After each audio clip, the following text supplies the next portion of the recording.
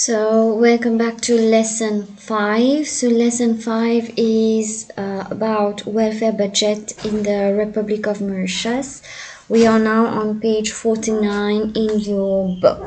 So after having addressed now the welfare measures having been taken in the 1960s and the 1970s, now we are going to look at the welfare facilities that have been provided to the population in the 1990s.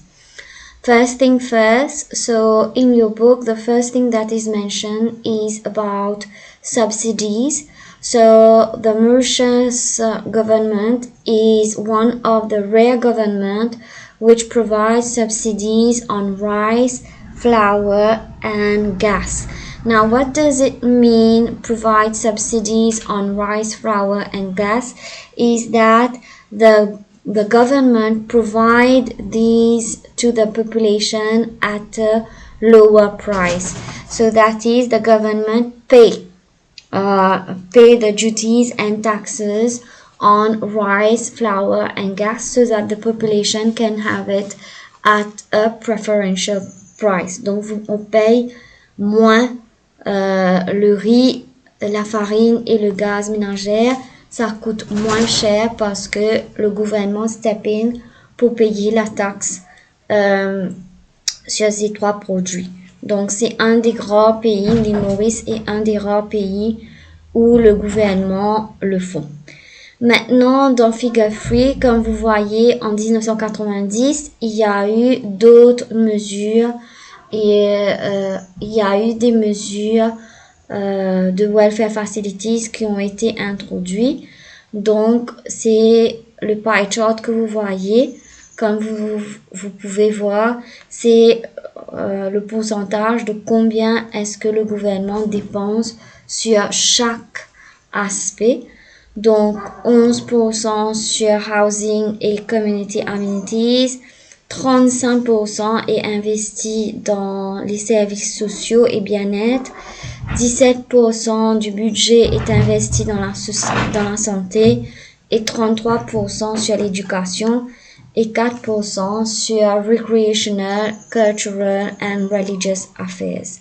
Donc, les différents welfare facilities that existed in the 1990s, there are 1, 2, 3, 4, 5, and social and welfare service taking a big part of the cake. De 2016 à 2019, le gouvernement a introduit et a amélioré tous les services qui sont sous le umbrella de welfare state.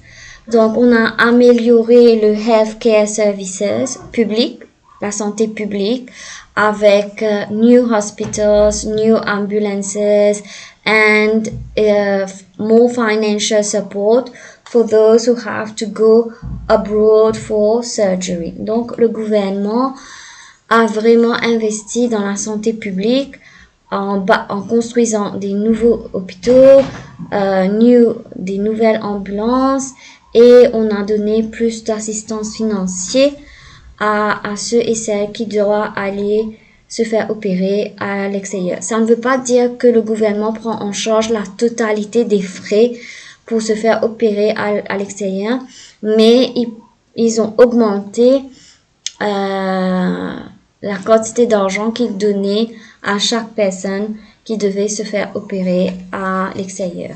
Nous avons eu free transport for all students and retired persons. Vous savez ça très bien. Free education from pre-primary to tertiary, parce que avant l'université était payant. Maintenant le gouvernement prend en charge les frais de l'éducation tertiaire à l'université de Maurice. Nous avons eu free textbook and school materials to needy students, donc pour les enfants qui ne peuvent pas s'acheter des livres et tous les matériaux scolaires, maintenant le gouvernement donne. Ensuite, les examens de la SC et de la HSC sont prise en charge par le gouvernement pour la première sitting, for the first sitting. Ça veut dire si vous participez aux examens pour une première fois, les frais des examens sont pris en charge par le gouvernement. La pension de vieillesse a été augmentée et on a eu l'introduction d'un minimum salary for all workers, donc minimum salaire pour tous les travailleurs, que ce soit secteur public ou secteur privé, c'est de 9 500. C'est-à-dire, si vous êtes employé, vous devez avoir 9 500 ou plus et pas moins. Donc, voilà les mesures qui ont été prises par le gouvernement en 2016 à 2019. Donc, si on fait un petit recap avant de passer à la page 50, donc on a vu dans lesson 3 the features of the welfare state.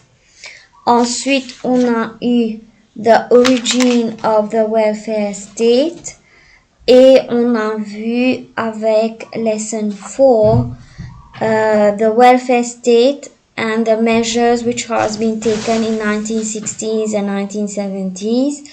Et avec cette leçon-ci, on a vu les mesures qui ont été prises dans les années 1990 et les welfare measures qui ont été prises en 2016 à 2019. Donc, vous devez absolument vous rappeler qu'il y a eu des tranches d'années où il y a eu différentes mesures qui ont été prises par l'État. Donc, ça commence avec le début du welfare state en 1930. Ensuite, nous avons 1950. Ensuite, nous avons en 1962. Ça bouge pour aller vers 1960 à 1970. Ensuite, on a eu des mesures introduites dans les années 1990 et on a eu des mesures introduites en 2016 et 2019. Donc, je vous demanderai dans votre cahier de drafter des tables pour chaque année. Donc, débutant par 1930, qu'est-ce qu'il y a eu? En 1950, qu'est-ce qu'il y a eu comme welfare state benefit? En 1962, qu'est-ce qu'il y a eu? Ensuite, de 1960 à 1970, vous énumérez les welfare measures that have been taken between 1960s and 1970s. Pareillement, en 1990, quels sont les différents welfare facilities? Et en 2016 à 2019, quels sont les différents welfare state services that have been provided. Here you are. So now I will encourage you to move on to the next lesson. Thank you.